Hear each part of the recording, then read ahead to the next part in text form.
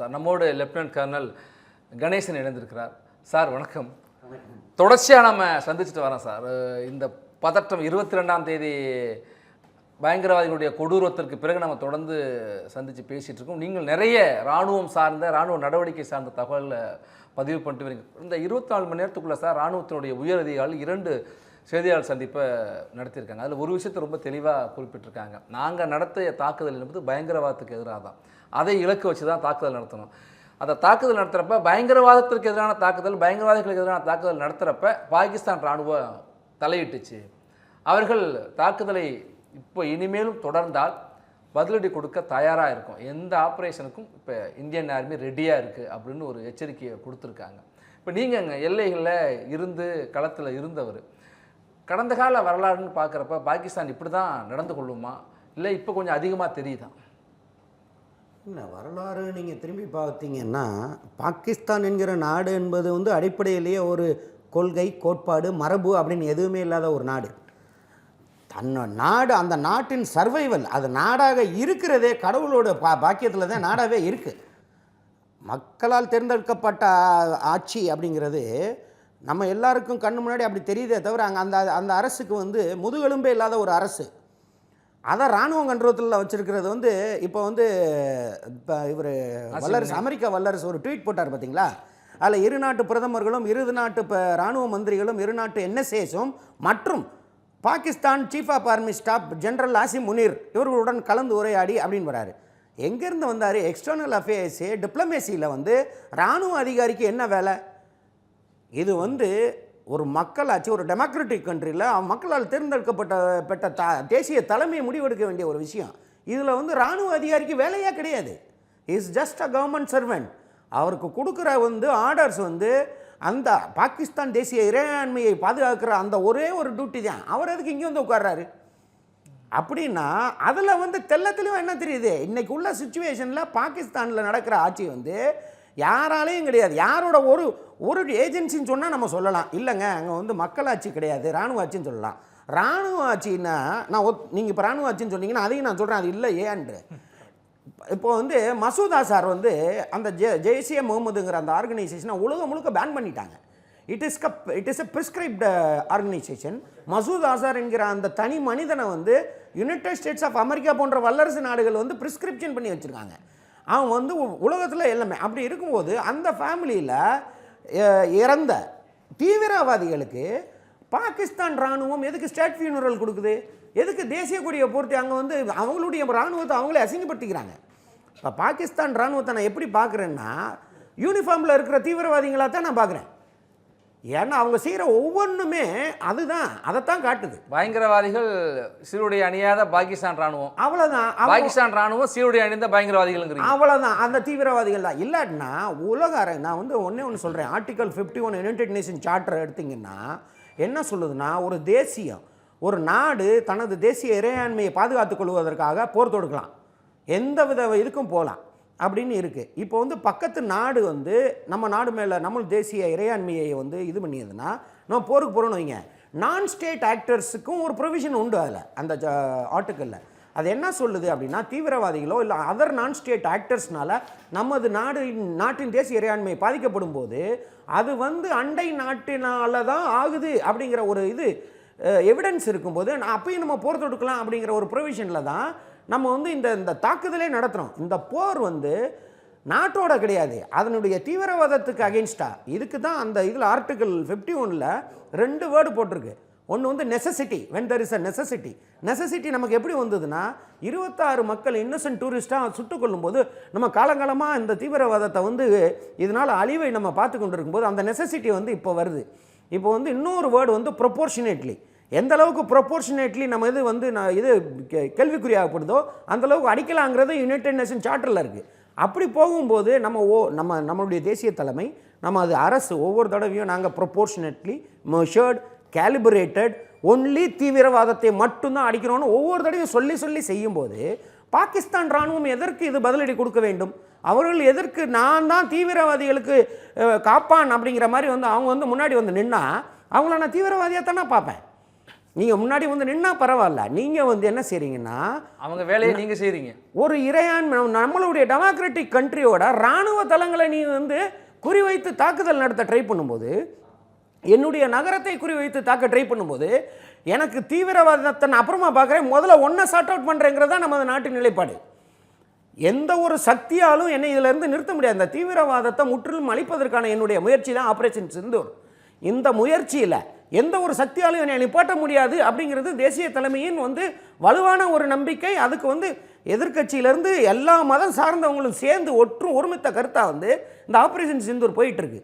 இந்த 10ஆம் தேதி வரைக்கும் நடந்ததில்ல, 10ஆம் தேதி காலையில் early மார்னிங் நம்ம அடித்த அடி வந்து நம்ம கை எவ்வளோ பெருசாக ஓங்கி இருந்ததுங்கிறத தான் இந்த இராணுவ ஜென்ரல்ஸு, ஏர்ஃபோர்ஸ் அண்ட் நேவி ஆப்ரேஷன்ஸில் வந்து டிஜிஸ் வந்து இப்போ வந்து சொல்லிட்டு போனாங்க.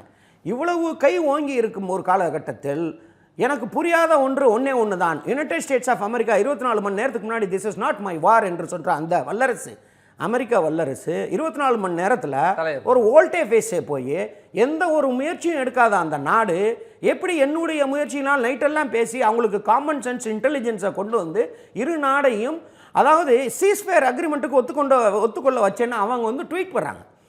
அதாவது இரு நாடுகளுக்கு இடையான ஒரு பிரச்சனையில் ஒரு மூன்றாவது நாடு எப்படி இதை சொல்ல முடியும்? இது வரைக்கும் இந்திய தேசியம் வந்து அந்த மாதிரி ஒரு நிலைப்பாடு எடுத்திருக்கா அப்படின்னா இல்லவே இல்லை. இது வரைக்கும் நமது அரசாங்கம் நம்ம வந்து சீஸ்ஃபயர் அக்ரிமெண்ட்டுங்கிற வார்த்தையை யூஸ் பண்ணல.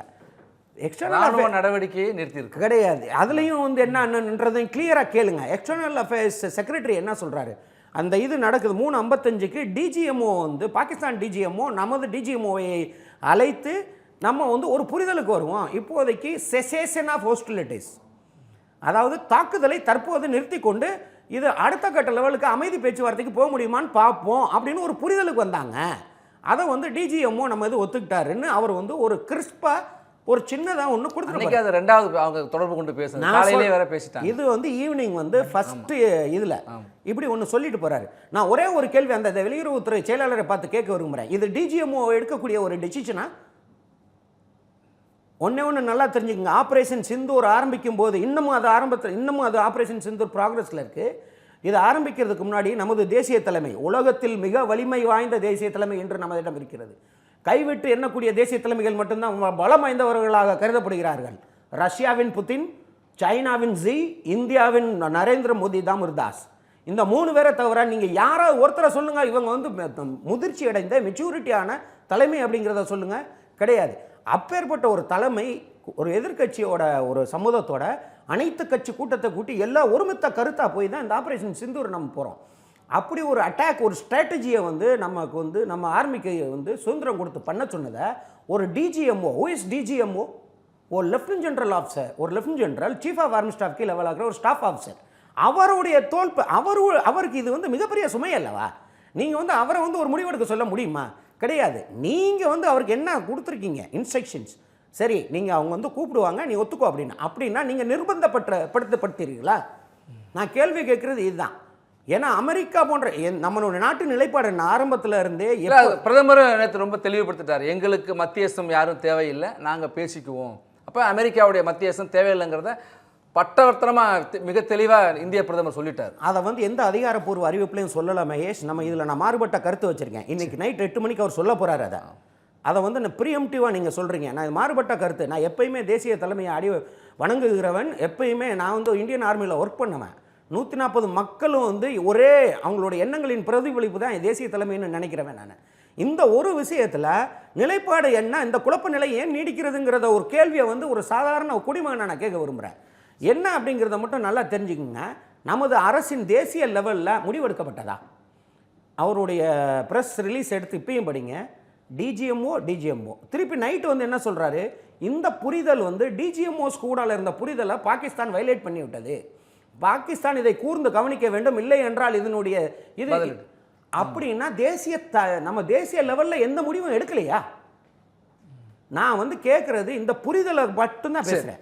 இது போக இன்னொன்று, உங்கள் கேள்விகளுக்கெல்லாம் விடை 8 மணிக்கு கிடைக்கும். பிரதமர் பேச இருக்கிறாரு, மக்களிடம் பிரதமர் அழகா எடுத்து உரைக்க போறாருன்னு ஒரு எதிர்பார்ப்போட இருக்காங்க. ஆமா, உங்கள் கேள்விகளுக்கான பதில் நிச்சயமா ஒரு கேள்வி அந்த லிஸ்ட்ல சேர்த்துறேன். நிச்சயமா.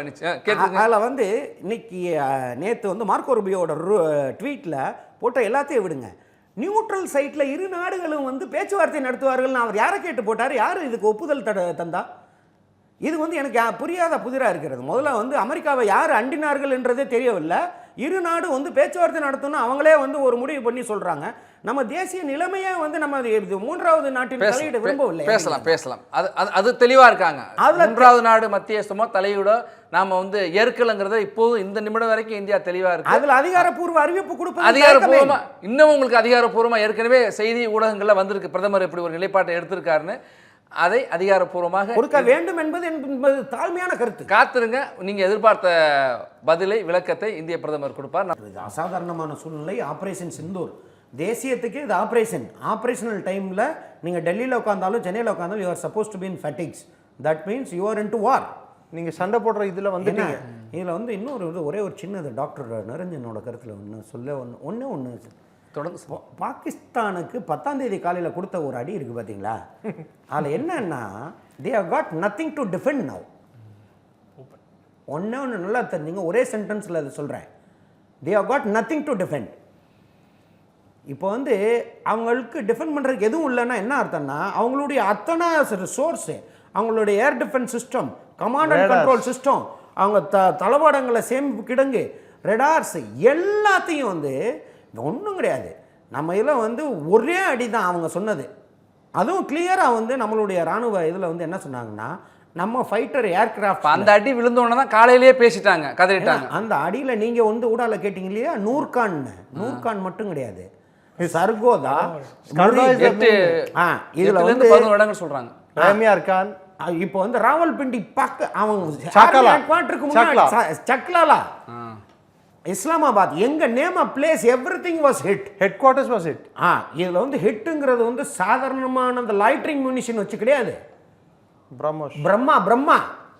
பிரம்மாவே வந்து அடிச்சா எப்படி இருக்கும் அந்த மாதிரி நான் அடி ஒரு கிரேட்டர், அந்த கிரேட்டர் லெவல்லாம் பார்த்தீங்கன்னா அதை ரிப்பேர் பண்ணுறதுக்கு அவன் வந்து கொத்தனாரே 100 பேர் கூப்பிடணும் அது நரைக்கிறதுக்கு. அந்த அளவுக்கு பெரிய கிரேட்டர் சார். சென்டரில் போட்டிருக்கான் சார் ஒரு இடத்துல பாம்பு சென்டரில்.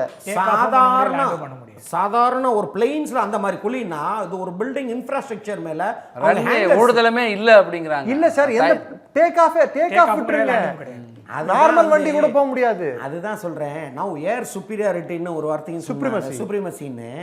இப்போ வந்து அவங்க ரடார் இருந்தால் தான் நம்ம ஃபைட்டர் வர்றதையே பார்க்க முடியும்.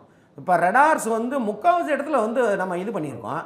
அதுக்கடுத்து அவன் ஒரு டாக் ஃபைட்டுக்கு டேக் ஆஃப் ஆகணும்னா ரன்வே வேணும், அதுவும் கிடையாது. அவன் டேக் ஆஃப் ஆகணும்னா அவனுக்கு ஏடிசி வேணும், ஏடிசியவும் போட்டு தள்ளியாச்சு, மெஸ்ஸை கூட டேக்கல சார் எதையுமே மொத்தமும். ஸோ இந்த கை ஓங்கி இருக்கிற இந்த காலகட்டத்தில் ஒரே இதாக போய் ஒரு வந்து இந்த தீவிரவாதத்திற்கு இங்கே வருங்க. முதல்ல வந்து நம்மளுடைய போர் வந்து தீவிரவாதத்துக்கு எதிரான போர். இதை வந்து இராணுவத்துக்கு எதிரான போராக மாற்றினது யாரு? பாகிஸ்தான். இதுக்கு நம்ம பொறுப்பாகவே ஆக முடியாது. அதே இன்னைக்கு செய்தியாளர் சந்திப்பிலே ரொம்ப தெளிவாக குறிப்பிட்டாங்க. அங்கே நடந்த இந்த பாதிப்புகளுக்கு அந்த நாட்டோடைய இராணுவம் தான் பொறுப்பு. கண்டிப்பான முறையில். அது போக இன்னொன்று வந்து குறிப்பிட்டார் பார்த்தீங்களா, அந்த இராணுவ ஜெனரல், அந்த இராணுவ தலைவர் வந்து ஒவ்வொரு தடவை வந்து இராணுவ ஆட்சி வர்றதுக்கு அவங்களுடைய பேசிக் குவாலிஃபிகேஷன் என்ன தெரியுமா? இந்தியாட்ட அடி வாங்கிட்டு வரணும். பேசிக் குவாலிஃபிகேஷன். ஒவ்வொரு யாரெல்லாம் தோத்தாங்களோ அவங்க தான் எல்லாமே போய் அங்கே ஆட்சியை மாற்றிவிட்றான். வந்து உதாரணத்துக்கு இப்போ விரைவில் வந்து ஆசிம் முனீர் வந்து அதிபராக போகிறார். ஆசிம் முனீர் இருக்கானா இல்லையானே தெரியலையே, அது ஒரு பிரச்சனையா இருக்கு. முதல்ல இருக்கணும். ஏன்னா இது வந்து இந்த மாதிரி வந்து அவங்களுடைய இதை எல்லாத்தையுமே அவங்களே கெடுத்துக்கிட்டாங்க. வந்து நம்ம வந்து எப்பயுமே வந்து இராணுவத்தை திருப்பி சொன்னார் நம்ம வெளியுறவுத்துறை செயலாளர், நாங்கள் வந்து ப்ரொபோர்ஷனேட்டாக தான் அடிப்போம், உங்களோட இராணுவ தளத்தை நாங்கள் டார்கெட்டே பண்ண மாட்டோம் அப்படின்னு. இவர் என்ன சொல்கிறாரு, நீ அங்கே அடிக்கிறியா, நான் அங்கே வந்து நிற்பேன் அப்படின்னு வந்து நின்னா வாங்கிட்டு போ. ஒரு விஷயம், இந்தியாவுடைய உள்நாட்டு தயாரிப்பு இருக்குல்ல, இந்த இந்தியா மீது பாகிஸ்தான் திணித்த ஒரு போரில் நம்ம எதிர்த்த தாக்குதல் நடத்தப்போ இந்தியாவுடைய உள்நாட்டு தயாரிப்புகள் ஆகாஷ்லேருந்து பிரம்மோஸ்லேருந்து நிறைய பங்களிப்பு கொடுத்துருக்கு. பிரம்மோஸ் உற்பத்தி ஒரு வருஷத்துக்கு 150க்கு போல் உற்பத்தி செய்யறதுக்கான ஒரு ஆயுத தொழிற்சாலையை நம்ம ஊபியில் தொடங்கியிருக்கோம். அப்போ பிரம்மோஸுடைய இதில் பங்கு, அதோடைய ஸ்பெஷல் என்ன சார்? பிரம்மோஸ் நம்ம வந்து ஃபஸ்ட்டு வந்து இந்த ஊடகத்தில் வந்து இந்த ஸ்பெசிஃபிக் எக்யூப்மெண்ட் வந்து நம்ம பேசுகிறது வந்து கொஞ்சம் சரியில்லை. அது வந்து நான் சொல்கிறேன். இப்போ வந்து ஒரு சில இது வந்து ஒன்று கிளாசிஃபைடு இன்ஃபர்மேஷன் சொல்லுவாங்க, ஒன்று வந்து அன்கிளாஸ் அப்படிம்பாங்க. அதை வந்து நம்ம இல்லை பேசலாம். செயல்திறன் பார்த்துருக்கோம். இப்போ அதோடைய சக்ஸஸ் ரேட் அது ரேஞ்சு அது என்ன அது வரைக்கும் தெரிஞ்சுக்கிட்டா பப்ளிக் டொமைனில் இருக்குது. அது வந்து எல்லாருக்கும் தெரியும். 300 kgs ஆஃப் கன்வென்ஷனல் வாரட்டை எடுத்துகிட்டு போகக்கூடிய ஒரு இது இருக்குது. க்ரூஸ் மிசைல் இது எல்லாமே வந்து நேற்று டிஜி இஸ்ரோ வந்து அவர் இஸ்ரோ டிஜியா ஃபார்மர் பிரம்மோஸோட ஃபார்மர் பிரம்மோஸ் குறிப்பிட்டு சொல்லியிருக்காரு. அவர் வந்து சொன்னார் க்ரூஸ் மிசைல்ஸுக்கும் பேலிஸ்டிக் மிசைல்ஸுக்கும் என்ன டிஃப்ரென்ஸு, இதை வந்து மிட் ஏர் இன்டர்செப்ட் பண்ணுறதுக்கு ஏதாவது டெக்னாலஜி இருக்கா? அது வந்து இல்லை. இப்போ வந்து எந்த நாட்டாலையும் இந்த பிரம்மோஸ் மிசைலை வந்து மிட் ஏரில் இன்டர்செப்ட் பண்ணுறதுக்கு அடுத்த 10-15 வருஷத்துக்கு அந்த டெக்னாலஜியை டெவலப் பண்ணுறதுக்கான அறிகுறியே தெரியும். அது இல்லை அப்படின்றத சொல்லிட்டாரு. இது அதனால் அதை வந்து நம்ம ஜாஸ்தி போக வேண்டாம், அதில் போக வேண்டாம். நான் உங்களுக்கு ஒன்று சொல்கிறேன்.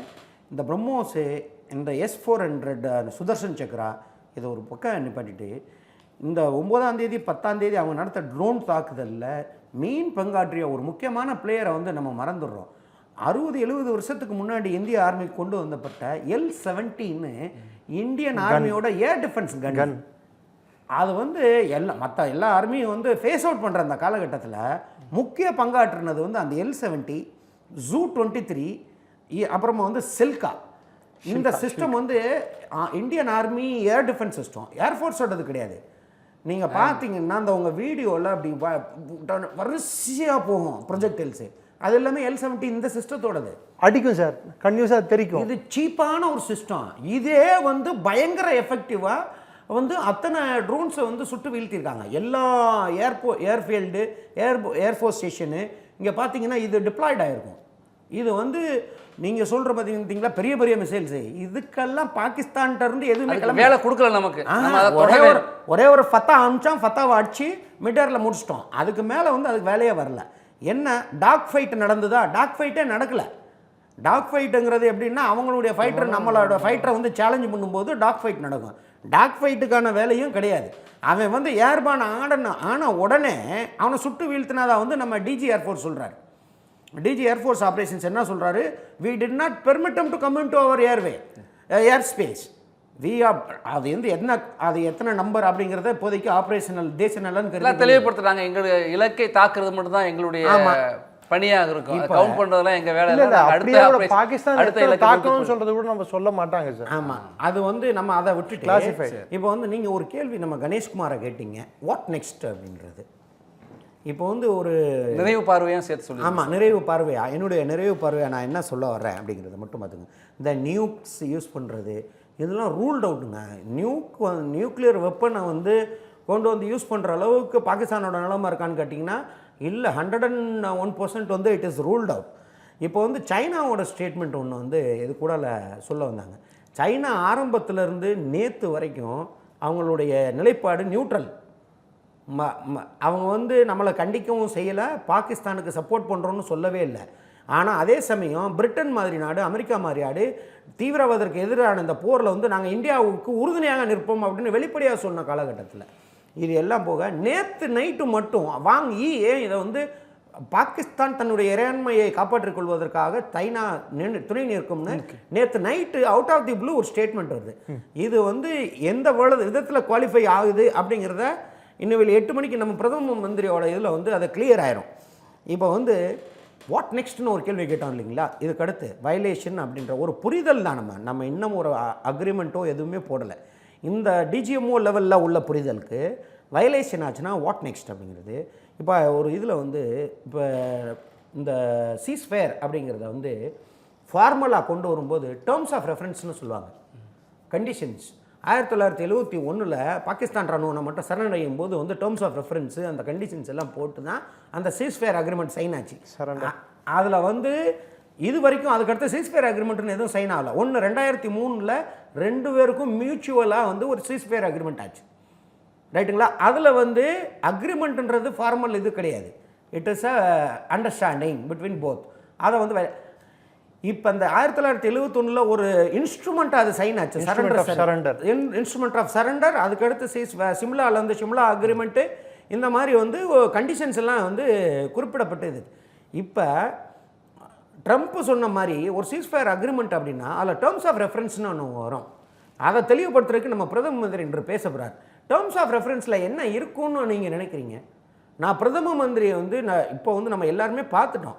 நான் அப்போதையே சொன்னது மாதிரி உலகத்திலேயே வந்து இருக்கிற 3 வலிமை வாய்ந்த தேசிய தலைமையில் இவர் வந்து முக்கியமான ஒரு ஆள். ட்ரம்ப்பு கூட கிடையாது. புத்தின், சைனாவோட ஜி, இந்தியாவோட மோடி, இந்த 3 பேர் தான் உலகத்திலேயே மிகவும் பலம் வாய்ந்த தலைமையாக பார்க்கப்படுது இன்னைக்கு. வேற யாருமே கிடையாது. பிரிட்டன்லேயும் கிடையாது, அமெரிக்காலேயும் கிடையாது, எந்த யூரோப்பியன் கண்ட்ரிலையும் கிடையாது. இப்போ வந்து நம்ம தலைமையை நல்லா தெரிஞ்ச நம்ம அவருடைய டேர்ம்ஸ் ஆஃப் ரெஃபரன்ஸ் நம்ம தேசிய நலனுக்காக என்ன இருக்குன்னு நினைக்கிறீங்க? ஒன்று வந்து Indus water treaty should be delinked from the present ceasefire agreement. அது வேற, அது வந்து சஸ்பெண்ட் ஆனது அதுக்கு உண்டான வந்து மாடிஃபிகேஷன்ஸ், ரிவிஷன்ஸ், அதாவது முதல்ல தெளிவுபடுத்திட்டாங்க. இல்லை, அதிகாரப்பூர்வ அறிவிப்பு அது எழுத்துப்பூர்வமாக பாகிஸ்தான் ஒத்துக்கொள்ள வேண்டிய சூழ்நிலை அது வரும். They will be forced to sign it. அது ஒன்று வரும். ரெண்டாவது, இனிமேல் இந்தியாவில் எந்த மாதிரி தீவிரவாத தாக்குதல் நடந்தாலும் பாகிஸ்தான் அதுக்கு பொறுப்பேற்க வேண்டும். புரியுதுங்களா? போதும் அப்படிங்கிற ஒரு ஸ்டேட்டுக்கு வந்து வந்துச்சு. ஏன்னா நம்ம கை இதுக்கு இந்த மாதிரி எப்பயுமே வரலாறுல ஓங்கி இருந்தது கிடையாது. அந்த அளவுக்கு இன்னைக்கு ஓங்கி இருக்கு.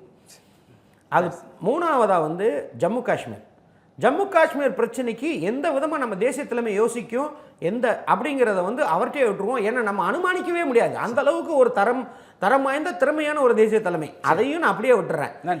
நான் எதிர்பார்க்கறது 8 மணிக்கு அவர் கொடுக்கறதுல வந்து ஒரு சில குழப்பமான ஒரு சூழ்நிலைக்கு அவர் பதில் கொடுப்பாருன்னு எதிர்பார்க்குறேன். தெளிவான செய்தி, நல்ல செய்தி பிரதமர் கொடுப்பாருங்கிற நம்பிக்கை இருக்கு. நம்ம தொடர்ந்து பேசலாம். Every picture here has its own kutti story. This is Anandan family. His dream home in the city is not just a dream anymore. Anwar's investment in a plot changed the plot of his whole life. John definitely couldn't live inside the box, so he thought a little outside the box.